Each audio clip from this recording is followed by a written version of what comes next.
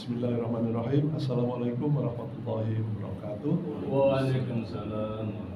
Bapak-bapak sekalian di Musala MRJ dan ibu-ibu yang mungkin menyaksikan lewat YouTube nanti. Kita lanjutkan kajian kita hari ini dengan judul besarnya masih sama, yaitu mengapa kita harus memeluk agama Islam. Alhamdulillahirrahmanirrahim. Pagi ini kita semuanya sehat walafiat, bisa bangun subuhan dan seterusnya.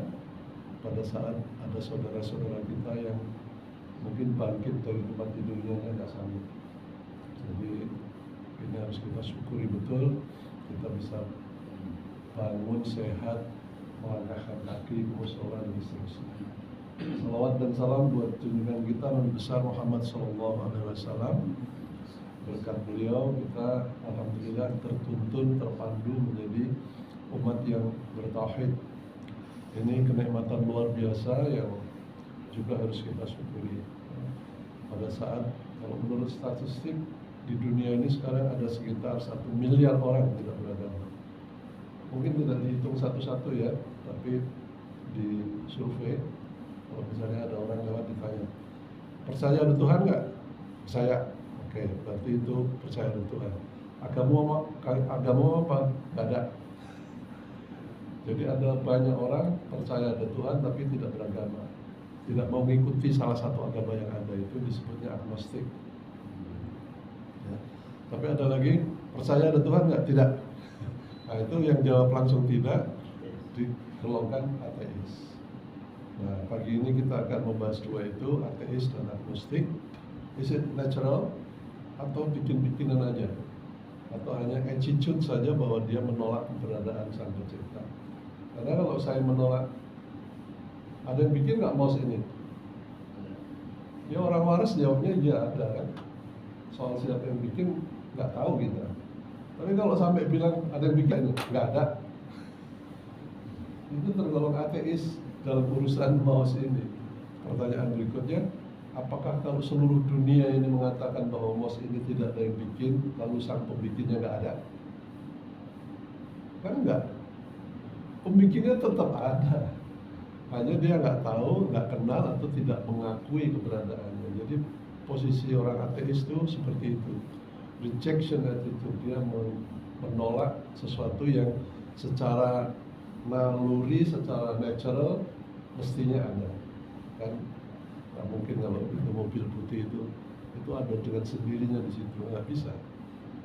Ya, untuk barang sesederhana itu aja otak kita langsung bilang nggak mungkin, harus ada, must be somebody, somewhere, somehow, dia yang menciptakannya.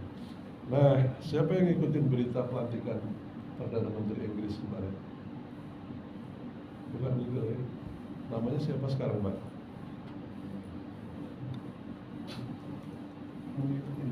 Ya?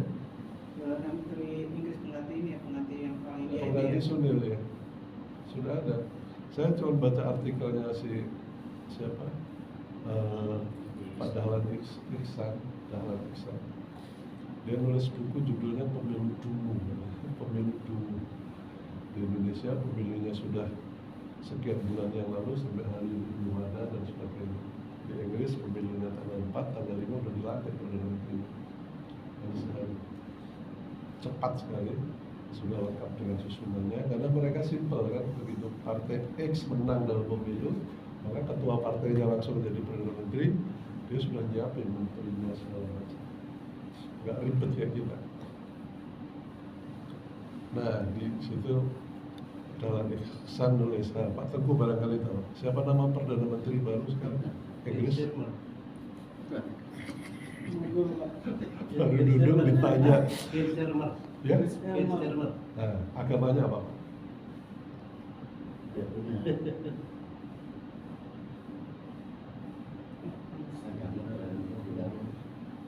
Dia terang-terangan menyatakan bahwa saya ateis. Jadi waktu disumpah nggak pakai nama Al-Quran kan? Ateis. Nah, mari kita bahas pakai bahasa sederhana sehari-hari ini saja. Bolehkah, pertama yang agnostik, bolehkah kita mengetahui hanya hanya mengetahui ada Tuhan, mengetahui ya, knowing, lalu tidak obeying, tidak mentaati si Tuhan itu. Boleh nggak? Ya boleh. Kenapa nggak boleh, Pak Andri? Ya karena di Al-Quran jelas perjalanan mulut itu kan gitu di tentang saksinya ini. Oke, itu jawaban keimanan Gimana? di Al-Quran. Pak Ali baru datang. Biasa Siapa yang nama pernah Perdana ada. Menteri Inggris? Ada yang Yang baru baru? lagi ya? Yang baru? Ya, Nggak tahu. belum tahu. Beliau belum kenal. Tapi belum kenal belum berarti bukan berarti tidak ada kan? Iya. Nah, jelas ada Perdana Menterinya, tapi beliau belum kenal. Ini baru ngomong agnosis yang ateis. Jadi rejecting the presence of God doesn't mean that God is not there. Ya kan, bahwa menolak keberadaan Tuhan tidak berarti Tuhan nggak ada.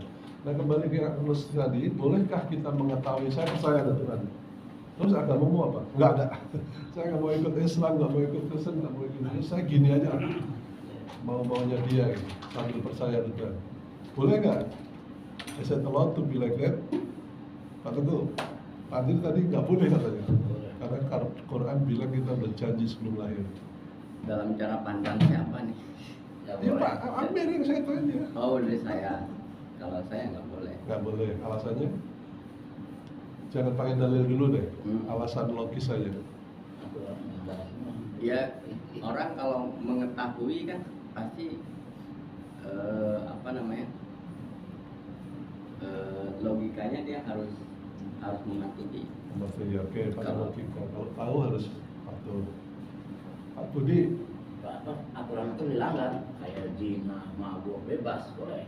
oke, aturan dilanggar. Kalau misalnya dia hidup baik-baik saja, nggak nyuri, nggak itu, apa sudah cukup? Nggak boleh juga. Udah beribadah. Tidak. Nah, ada satu lagi, kewajiban ibadah. Pak Ali, Ya itu sebetulnya dia kalau misalnya ditanya diri sendiri ya pasti karena Muslim ya dan kemudian diajarkan oleh orang tua kan ya, kalau dengan alasan Muslim sudah jelas. jelas begitu kan. Karena tidak diciptakan manusia dan jin kecuali untuk beribadah. Ada informasi itu, ada perintah itu. Jadi kita nggak bisa hanya believe lalu tidak obey. Tapi kalau pakai yang akal sederhana aja, misalnya Bapak ke Amerika, dari Indonesia pergi ke Amerika, presidennya siapa sekarang? Joe Biden. Masih Biden. Oke, terus bilang, udah deh, gua percaya deh Biden presidennya. Ya. Tapi gua nggak mau ikut aturan yang berlaku menurut Biden. Kan nggak bisa, Pak. Nyopir harus di kanan, ya kan? Begitu beli sesuatu, Anda harus bayar pajak. Nggak bisa terus, no. Saya cukup percaya saja bahwa presiden dan pemerintahan ini ada, but I don't want to follow the rule. Nggak bisa, Pak. Begitu masuk, Anda sudah kena imigrasi. Kalau Anda stay-nya diizinkan 2 bulan, lalu Anda overstay, Anda dikejar-kejar polisi. Ya kan? Nggak bisa sembunyi kemudian menghilang. Kalau ketangkep pasti dideportasi. Jadi, only believe, lalu tidak obey, tidak mentaati, itu nggak bisa. Pakai contoh-contoh di dunianya nggak bisa. Nah sekarang kan kalau kita sudah percaya bahwa ada Tuhan, berarti Tuhan yang menciptakan semua ini, termasuk kita, termasuk bumi, bulan dan sebagainya. Itu pemiliknya Tuhan. Kalau urusan negara, Pak Ali nggak kerasan di Scotland, pindah ke Inggris. Nggak cocok dengan aturannya, pindah ke Prancis. Nggak cocok dengan bahasa orang Prancis yang sengau, pindah ke Kanada. Ketemu Prancis lagi, pindah ke Brasil. Bahasa Spanyol, itu bisa. Anda nggak suka dengan Pak Jokowi, pindah ke Australia. Nggak suka dengan Perdana Menteri, pindah ke Inggris dan seterusnya, bisa. Tapi kalau Anda nggak suka dengan aturannya Allah, ya kan? Terus mau pindah kemana? Kan nggak bisa. Kemanapun kita pergi, ini alam semesta milik Allah. Bahkan gua mau ke bulan aja, di sana ada cadangan oksigen yang cukup untuk 100.000 tahun. Ya. Oksigennya panjang, banyak sekali. Baru baca tadi malam. Bisa untuk hidup 100.000 tahun. Cadangan oksigen di bulan. Tapi nggak bisa langsung dengan paru-paru kita karena bentuknya ada beda. Ya udah deh, pindah ke bulan. Terus Anda bisa merdeka di sana, nggak bisa juga, itu bulan milik Allah.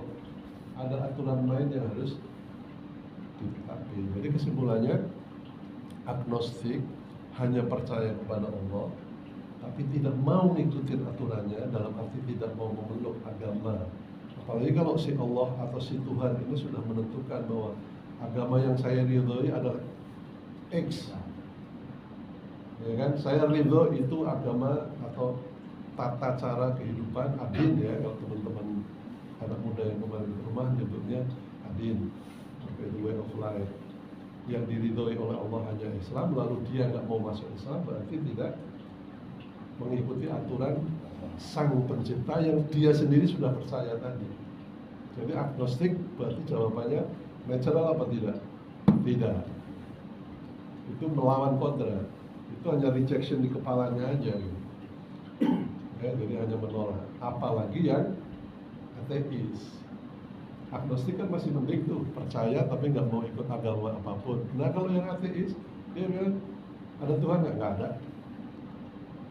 Dia langsung bilang tidak ada. Meskipun kalau dicecer gitu ya, diajak berdebat, dia nanti pasti ujung-ujungnya ada. Saya pernah rada ribut itu. Jadi siapa penguasanya itu? Nggak ada. Nah kalau tubuh kamu siapa penguasanya? Ya saya. This body is my body kan. It's belong to me. I can control it. Gerak, stop. Gimana tas Pak Tengku ini udah bangun belum? Pak Tengku, jawab baik-baik ya. Lampu apa yang nyala hidup? Ayo. Cepet. Aduh, tapi belum bangun dia. Nah, Pak Budi bilang kelap-kelip. Bukan Pak. Lampu yang saya tanya yaitu. Itu nyala hidup. Kenapa Anda terpengaruh ini? Ini kan hidup mati. Nyala hidup. Nah, baru sadar juga Pak Ali. Bangun. Nyala hidup. Bukan mati ya. Itu bukti bahwa visual ya. Visual mempengaruhi sekian kali lipat dibandingkan auditorium. Anda dengar betul bahwa nyala hidup, nggak ada bedanya. Tapi karena melihat tangan saya gini, Anda langsung bayanginnya lampu disco. Kelap-kelip, Pak Budi bilang kelap-kelip. Ya. Itu tes kecil aja bahwa jangan sering-sering melihat yang nggak bagus dengan mata kita, mengikutinya ribuan kali dibandingkan ya. Sering saya tes pakai. Ayo coba di sini dites.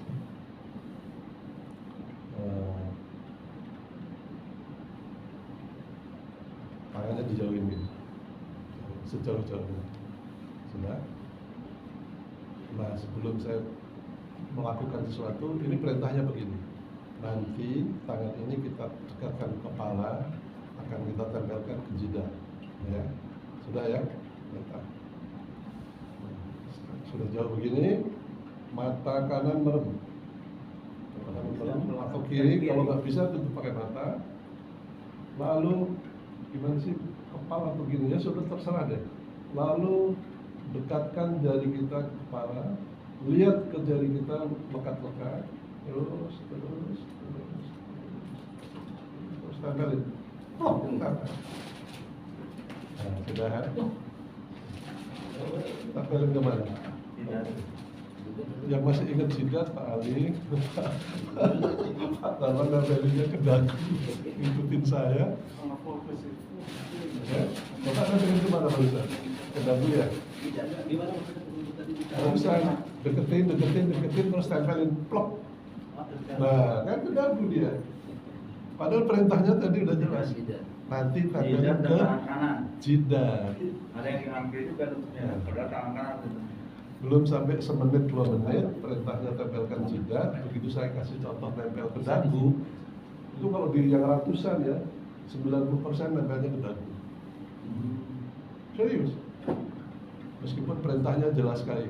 Dekatkan jari kita, nanti tempelin ke jidat ya, awas jangan lupa ya ke jidat. Udah perintahnya gitu terus. Nah sekarang lihat saya baik-baik.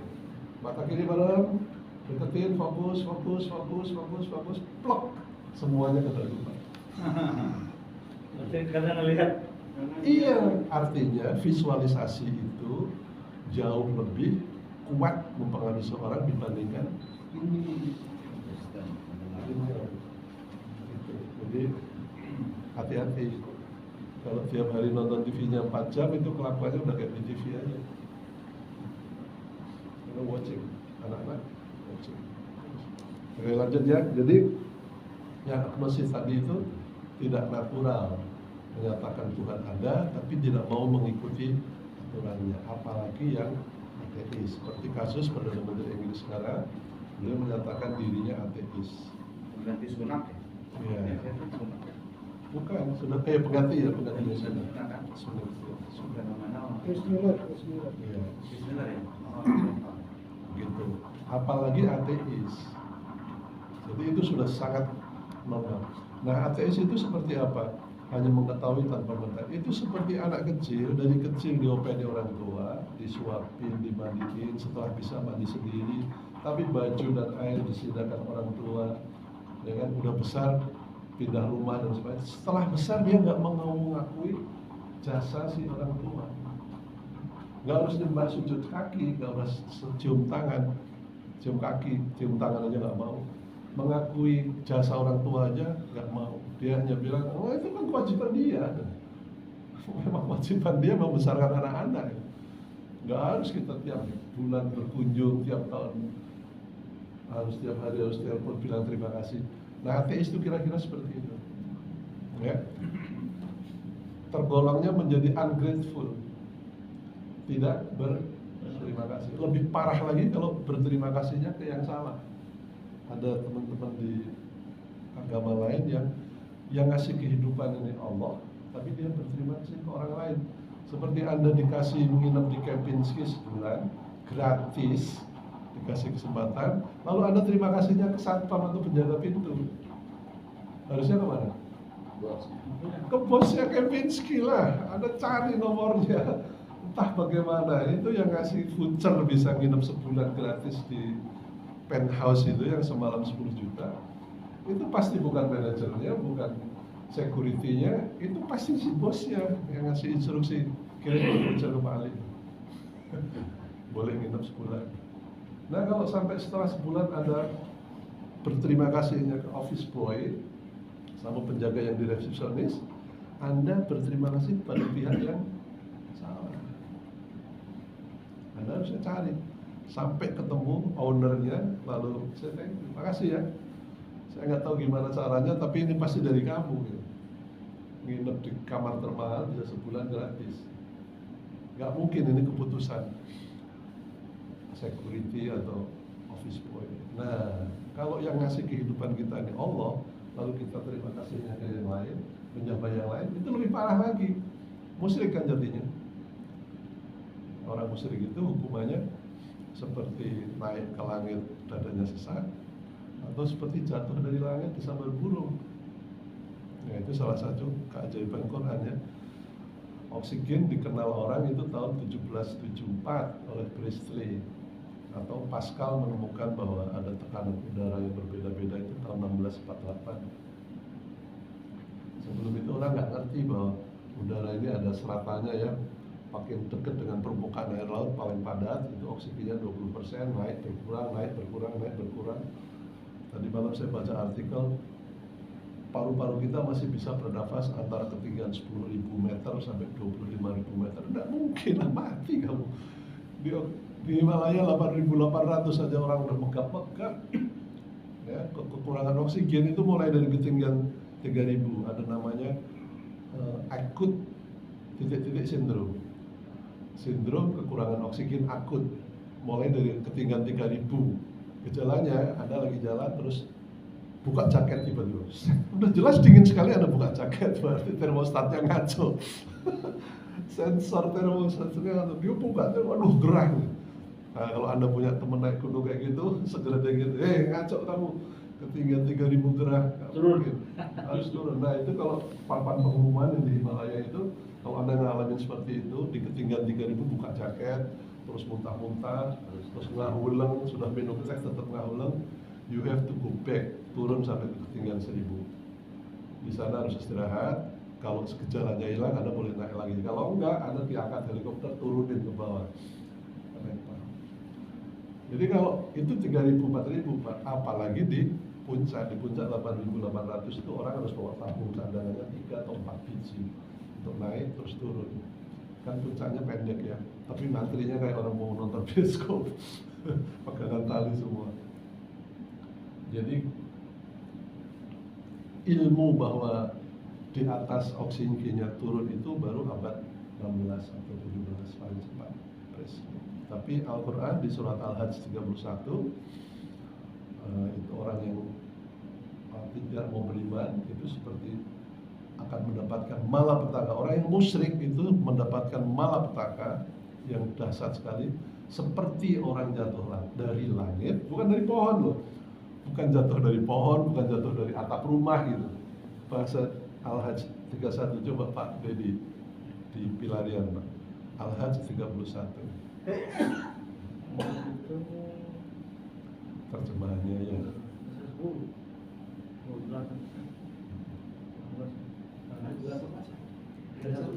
31 Pak. Barang siapa mempersekutukan Allah, Sini kecuali iblis, Al-Hajj kan ya? Al-Hajj Pak, Al-Hajj ya. ayat 31. 31 kecuali iblis yang enggak ikut bersama-sama para malaikat yang sujud itu. Bukan. Yang mana? Ya, Al-Hajar ya. Al-Hajj bukan hijir. Al-Hajj. Dia 2. Oh iya. Jadi kan. Oh iya. Surat 22. Enggak usah ditulis suratnya, ayatnya aja. Al-Hajj 31. Iya. Tadi Al-Hajar. 31 kan? Ya. Beribadahlah kepada Allah tanpa menyekutukannya. Barang siapa menyekutukan Allah, maka seakan-akan dia jatuh dari langit lalu disambar oleh burung atau diterbangkan angin ke tempat yang jauh. Nah, coba. Jatuh dari langit, bukan dari atas pohon kelapa. Kalau dari atas pohon, para sahabat zaman itu mendengarnya pasti langsung kebayang. Jatuh dari pohon ya ada kebayang. Remuk jatuhnya. Ini khunaf apa itu? Beribadahlah kepada Allah dengan ikhlas, hunafa lillahi ghairal musyrikin. Ya, berbaktilah pada Allah dengan ikhlas tanpa mempersekutukan dengan siapapun. Wa man yusyrik, dan barang siapa mempersekutukan Allah, faka'annama harra minas sama'i fatah tafuhu toirun, seperti orang yang jatuh dari langit lagi melayang-melayang disambar burung, disobek-sobek dimakan burung. Luar biasa ya itunya beritanya. Nah, kalau sekarang Anda sudah sering nonton TV skydiving dari ketinggian 5.000 meter selama sekian detik, puluh detik melayang-layang, bermanuver segala macam. Tapi zaman itu belum ada pesawat terbang. Jadi ini ayat ini apa itu spektakuler ya. Saya nggak tahu apa yang dibayangkan para sahabat itu jatuh dari langit itu, terus dia membayangkan apa ya. Kalau sekarang kita ini nggak skydiving, tapi zaman itu. Lalu satu lagi Pak, Al-An'am 125.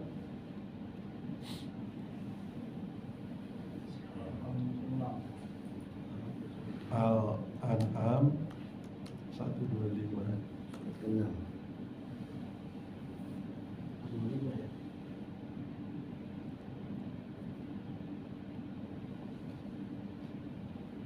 Itu bisa dicari ayat. Di Google aja Pak, langsung diketik Al-An'am Di atas 125. dikasih. Oh iya, di Google aja ya. Kalau dibuka Al-An'amnya dulu ya Lami. Arab siapa tadi? Al-An'am 125. Siapa yang Allah kehendaki mendapat hidayah, ya. dia akan melantangkan dadanya untuk menerima Islam. Oke. Siapa yang dia kehendaki menjadi sesat, dia akan menjadikan dadanya sempit dan sesak seakan-akan dia sedang mendaki ke langit. Nah, coba. Langit lagi itu. Dengan gunung. Yang diberi iman, dadanya akan lapang, seger gitu. Kayak kita naik ke bukit Tanjakan Demit, lagi tengah ketemu warung, wah seger sekali, langsung minum. Tapi yang menolak dan barang siapa yang dikehendaki Allahnya sesat, dia jadikan dadanya sempit dan sesak seakan-akan sedang mendaki ke langit. Kapan orang tahu bahwa di ketinggian 10.000 itu oksigennya sudah tipis sekali, pekat-pekat, orang mulai hipotermia, turun suhu Pak.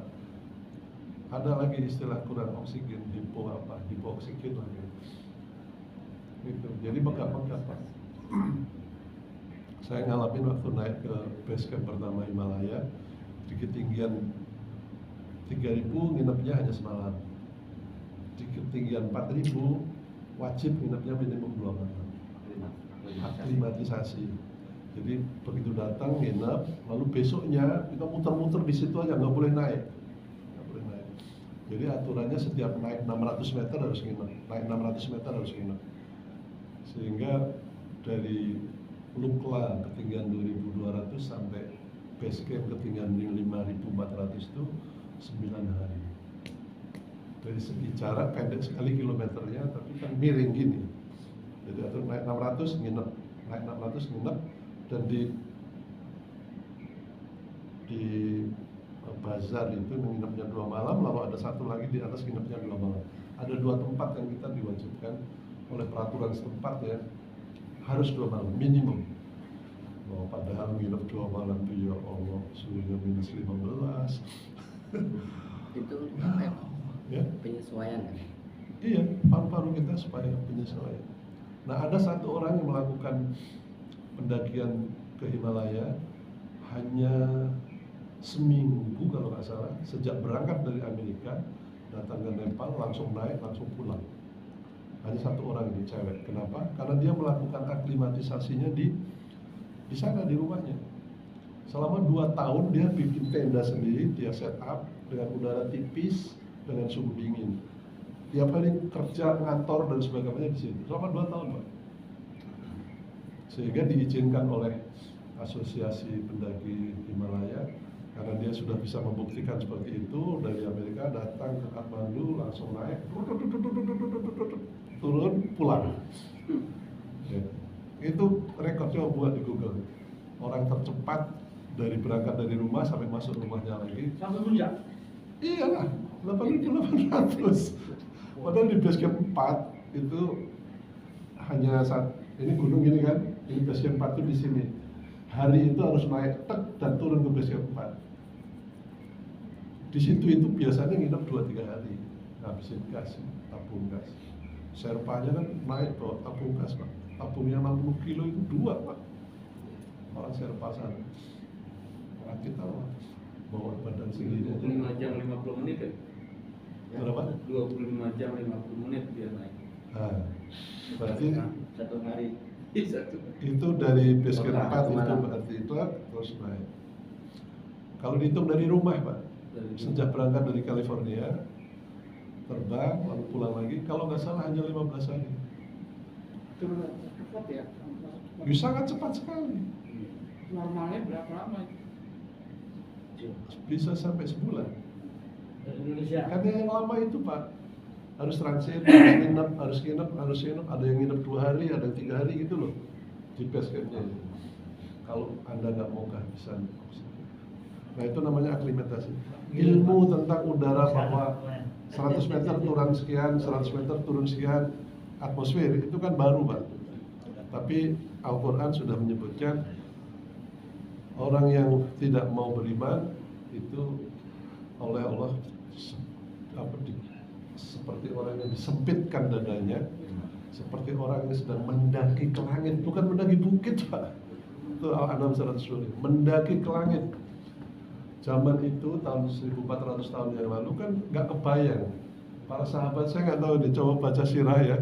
Waktu ayat ini dibacakan kepada para sahabat, ada nggak pertanyakan dari sahabat, ya Rasulullah, kados pundi mendaki ke langit itu gitu ya. Seperti apa maksudnya mendaki ke langit? Gunung aja nggak ada. Di Mekah cuma ada bukit-bukit kecil, nggak ada bukit tinggi seperti Merapi gitu, nggak ada. Jadi pasti waktu itu mungkin banyak pertanyaan tapi dipendem karena dia pokoknya samina wa ta'na, udahlah yang disampaikan Rasul ini benar. cuman kita belum ngerti aja. Nah sekarang di zaman modern kita paham. Ya. Kalau dihitung duit Pak, kita ngitung oksigen ini nggak ada dokter di sini ya. Rata-rata orang dewasa itu bernapas antara 15 sampai 20 nafas per menit. Dan kalau anak kecil lebih tinggi, 40 nafas per menit. Lebih pendek anak kecil. Kalau pernah itu, ini pernah ketipan dalam jalan-jalan ya. Oh, kalau mata kedip ya 4 detik, ini nafas. Dipukul rata itu 16 kali Pak. Nah kalau naik sepeda kayak kemarin itu harus dipercepat, karena kalau nggak dipercepat CO2-nya numpuk di paru-paru, pH darah turun, harus dinaikkan lagi dengan menghirup udara lebih banyak. Nah coba Bapak hitung Pak, seliter oksigen berapa harganya? Oke, 100.000 ya. Sehari kita menghirup udara ini 12.000 liter. 12.000 liter udara.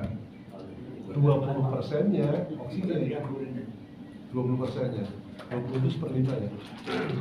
Benar ya? 20% itu seperlima kan? Seperlima. Nah, jadi kalau 12.000 liter per hari, seperlimanya berapa? 2.400 ya? Ya kan? 2.400 liter per hari oksigennya doang.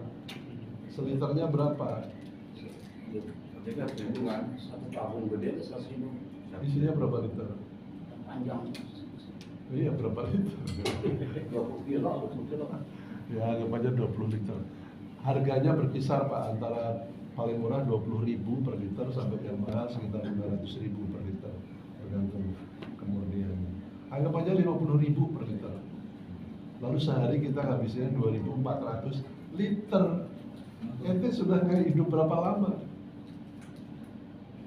Misalnya sudah dewasa seperti ini, 35 tahun. Sok dihitung 35 tahun kali 20.400 liter per hari, kali harganya. Masa sudah dikasih oksigen gratis seperti itu, lalu jawabannya agnostik sama ateis?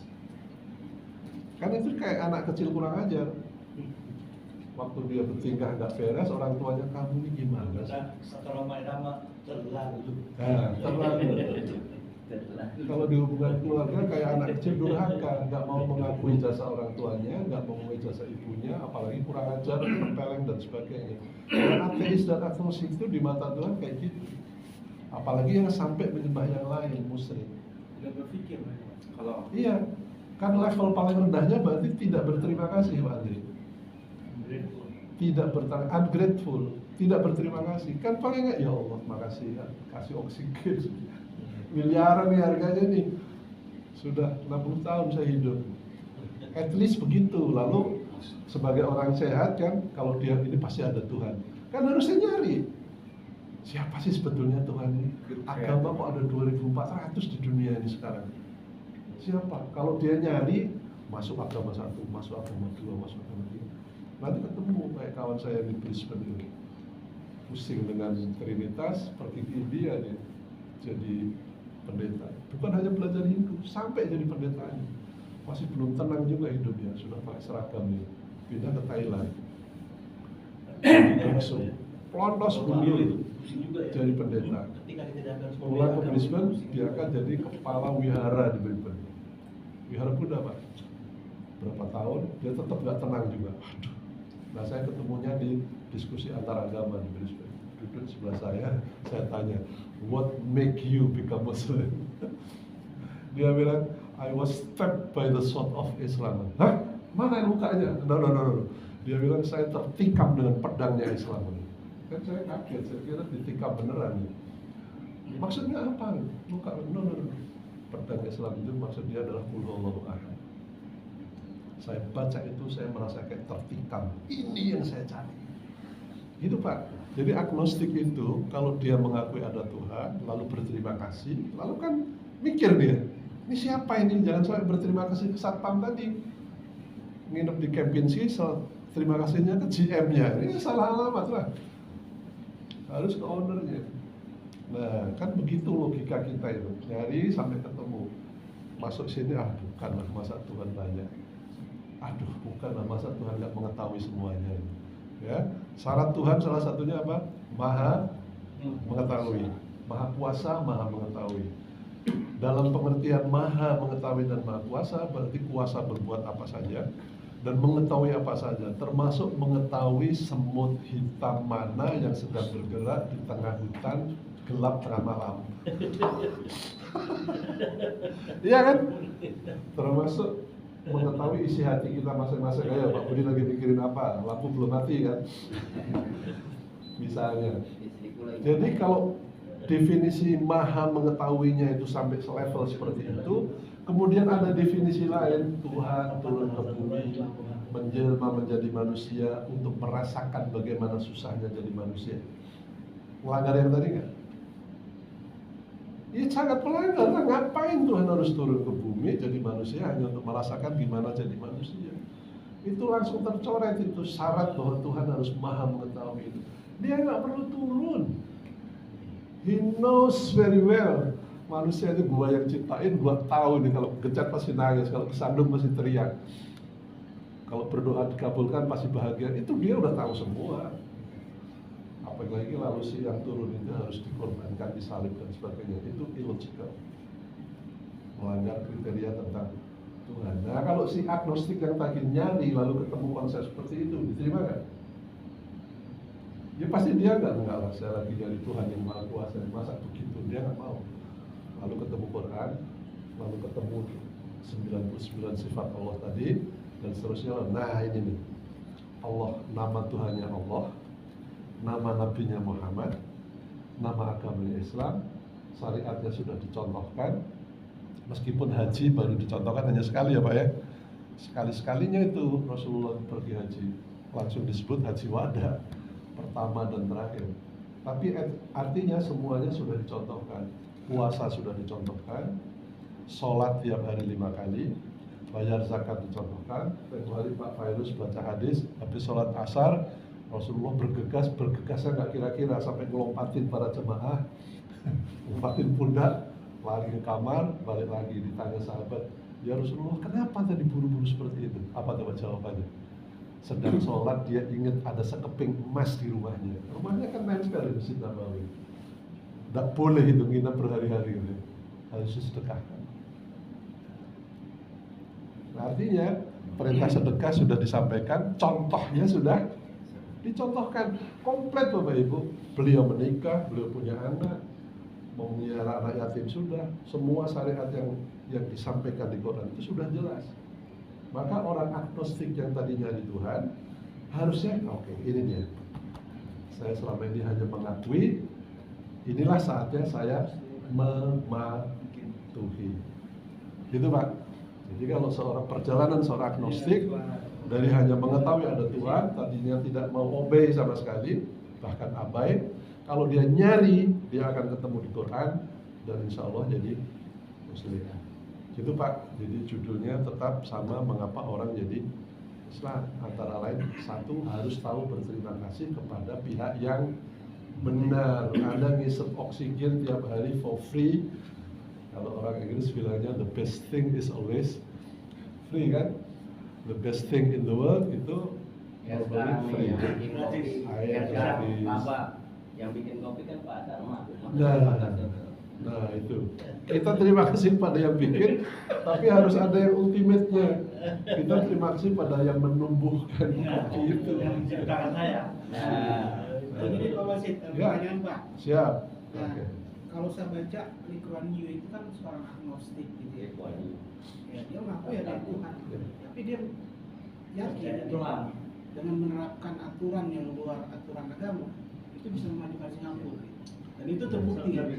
Nah itu kadang jadi bahan aktual juga nih buat orang-orang yang nggak beragama gitu. Tanpa aturan agama pun bisa kok memajukan suatu bangsa. Iya. Baik.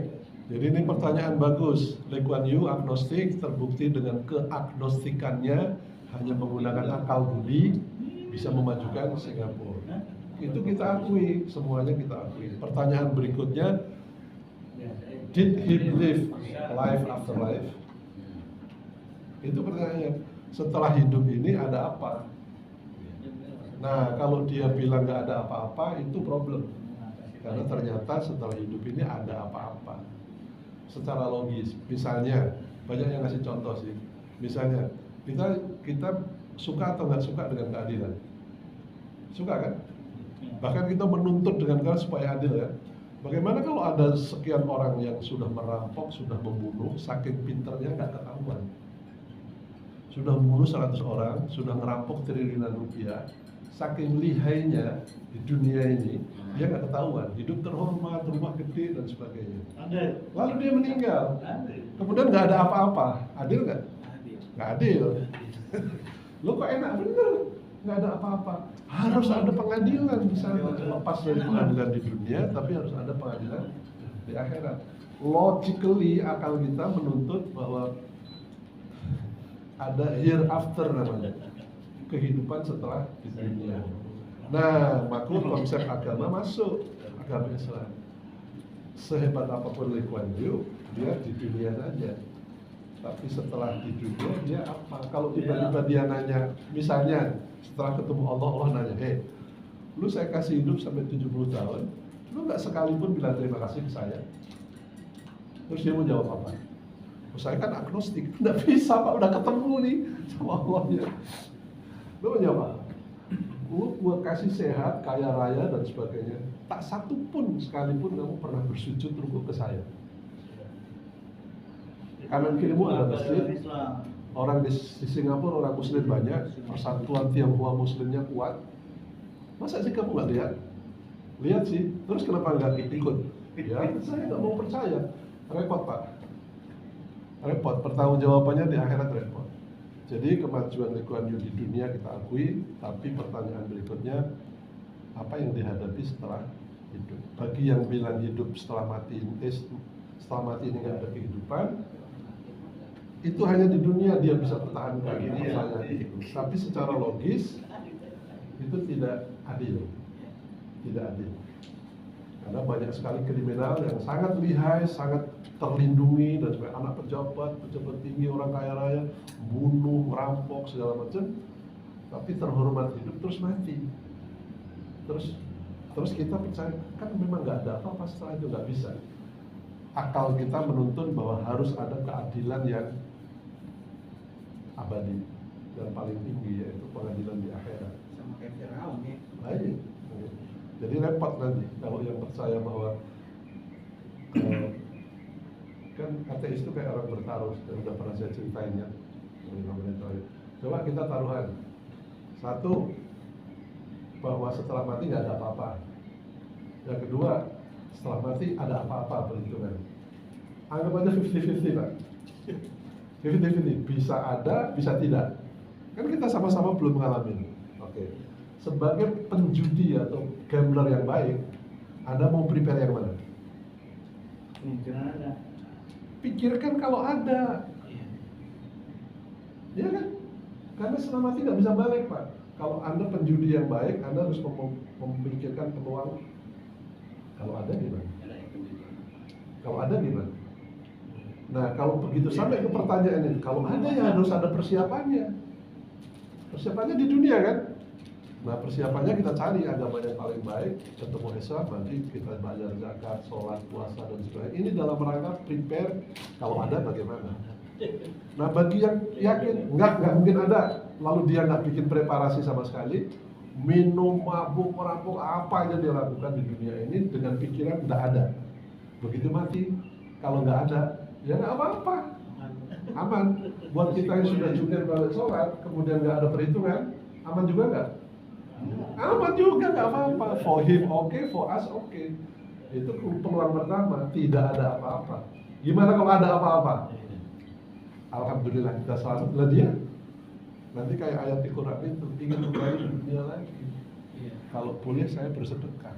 Nah, kan sudah terlambat Pak. Jadi meskipun nggak pakai dalil, hanya pakai logika saja, akhirat itu harus ada. Yaumiddin itu harus ada, pengadilan agama. Itu. Nah, kalau sudah kita secara logika begini yakin harus ada. maka kita waktu mengimani ayat-ayat tentang akhirat itu makin kuat. Maksudnya begitu, Pak. Ya. Dibandingkan dari ngaji langsung dikasih tahu bakal ada akhirat, bakal ada ini, langsung dipercaya, tapi nggak pakai logika bahwa memang harus ada. Itu rada beda. Nah, kita sekarang sudah dewasa, kita hidup di zaman terbuka seperti ini, orang belak-belakan. Saya kaget tuh baca berita Perdana Menteri dengan tegas mengaku saya ateis, saya pengakut bukan vegetarian, dia pestarian. Jadi dia makannya hanya ikan dan sayuran. Pisces. Perdana Menteri Inggris dari tadi kita bahas. Sekarang Perempuan. laki. Baru dilantik. Jadi dia pidato itu diumumkan pada saat pidato pertamanya. Iya, dia ngaku. Kan harus disumpah, Pak. Kalau Anda Islam sumpah pakai Quran, kalau Kristen sumpah pakai Bible. Dia bilang ateis. Nggak ada kitab sucinya. Nah, itu yang dungu siapa? Menurut saya yang dungu ya dungu maksimum itu orang Inggris. Bisa-isane milih pemimpin atau memenangkan partai yang pemimpinnya ateis. Ya, dugaan saya sebetulnya lebih bahasa politis itu ya, karena mungkin kan di tengah sekarang misalnya pertarungan agama sampai ke fisik. Nah, dia mencari aman. Dalam artian saya tidak memihak manapun, tapi dengan bahasa itu padangan kata yang tidak memihak. Jadi saya tidak memihak agama apapun. Itu kemudian yang menjebak dia menggunakan kata ateis. Ya mudah-mudahan begitu. Pandangan saya ini. Mudah-mudahan. Tapi kan dia sudah secara eksplisit menyatakan itu, sementara orang umum mengartikan kalau lu ngomong lu ateis itu artinya lu nggak percaya ada Tuhan. Karena itu pasti dijatuhkan juga sama Protestan atau bahkan sama Vatikan ya. Iya. Karena secara Ateis itu dikatakannya apa itu, Pak? Ya ateis. Di sana nggak ada kata Kan Dia mengaku ya ada. kan nggak ditulis.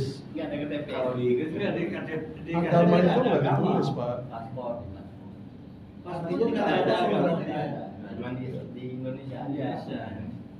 Kan itu personal. Personal. Nah, di negara yang pakai demokrasi, lu mau percaya apa aja boleh. Makanya demokrasi ini disebutnya keranjang besar yang menampung apapun. Lu mau ateis monggo, LGBT monggo, apa aja monggo. Ini dangerous. Gitu. Ujungnya bisa muncul komunisme, liberalisme, dan seterusnya. Ya. Baik Bapak Ibu, sudah 40 menit ya. Mudah-mudahan yang kita bahas ada manfaatnya. Tujuannya tetap sama, yaitu pertama kita gunakan secara akal, logika untuk menemukan mana yang benar. Jadi pertanyaannya saya ringkas lagi, ateis, agnostik, is it natural? Tidak, itu tidak alamiah. Itu penyangkalan yang juga dilakukan dengan sengaja.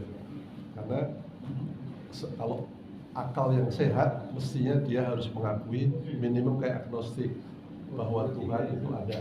Nah, pertanyaan berikutnya, bolehkah hanya tahu atau mengakui tanpa mematuhi?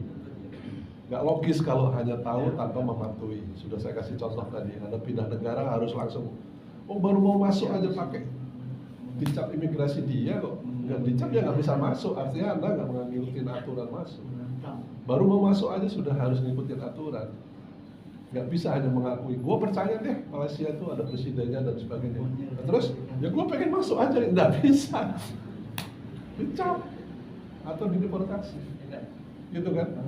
Jadi kalau di dunia aja kita mengakui aja nggak cukup, harus mentaati, maka kalau dibawa ke ultimate, mengakui Tuhan saja tidak cukup, harus ada tahap mentaati. Nah pertanyaannya siapa yang harus ditaati? Kan harus Tuhannya ketemu dulu yang benar. Tuhan yang kita cari ketemunya Allah, kitabnya kita cari ketemunya Al-Quran, karena itu yang paling benar. Semua syarat kitab harus benar, nggak ada campur tangan manusia, nggak dirubah-rubah dan sebagainya, itu syarat semua itu adanya hanya di Quran. Yang lain sudah berubah semua. Ya, dari tahun 50 ke sini aja Bible sudah banyak berubah. Dulu mereka nggak pakai Isa Al-Masih, nggak pakai, selama LHI masih dipegang pemerintah Belanda. Tapi belakangan pakai. Ya, sekarang mereka mau mulai lagi bilang, wah Yesus sama Isa itu beda orang. Nah, mulai ngaco lagi. Semuanya diambil dari Islam kok. Ngapain dia pakai bahwa yang ditulis itu namanya firman? Bisa Nusantara. Emang bahasa aslinya firman? Kan enggak? Bahasa aslinya logos, bahasa Yunani. Kristen Nusantara. Tapi karena masuk ke sini, mayoritas Muslim yang begitu itu namanya firman. Wahyu. Pakai firman, pakai kata nabi, pakai kata rasul, semuanya dari Quran. Nabi, rasul, firman, Allah, semua dari Quran. Bagian dari kristenisasi. Bagian dari akulturasi, tujuannya satu ya untuk menyimpangkan orang Islam dari agamanya. Ya, jadi agnostik, percaya ada Tuhan karena dia pakai akal lalu dicari Tuhannya. Ya, to be grateful kan. Anda mau berterima kasih ke siapa kalau dikasih 30 hari nginep di Kempinski? Terus pulang gitu aja, nggak bilang terima kasih sama sekali. Betapa tidak berterima kasihnya Anda itu julukan paling jelek, Pak. Very ungrateful person itu sama dengan shame on you. Teriakin orang shame on you. Oh itu udah merah padam wajahnya. Oh tiap anak kecil kalau mau say something, kalau dikasih kan, ayo say something, thank you. Kasih permen, dia harus bilang thank you. Kalau ada anak kecil dikasih permen terus lari, dipanggil sama orang tua, hey sini. Say something, thank you. Kempinski ada di Indonesia? Ada di Grand Indonesia? Di Bundaran HI. Saya lihat. Yang hotel Indonesia itu kan Kempinski. Itu hotel sendiri apa dia semacam ini? Kayak Hilton, kayak Hilton. Dulunya HI kan itu dibeli. Sekarang di Kempinski. Jadi sekarang Bundaran K, Pak. Bundaran Kempinski.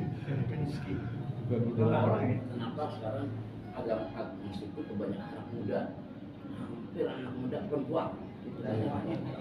Mass media, mass media. Namanya Kempinski. Ya, karena sekarang ini kan abad banjir informasi, Pak.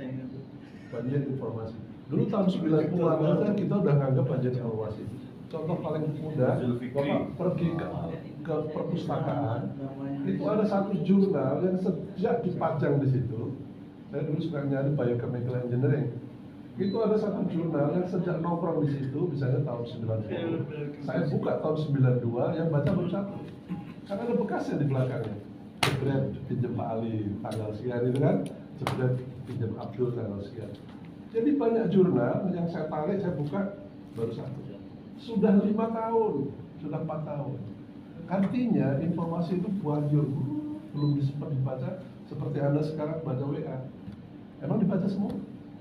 Di grup itu ribuan Pak, di grup saya ada 20 grup, ada yang sudah 1.200, 3.000, nggak bisa.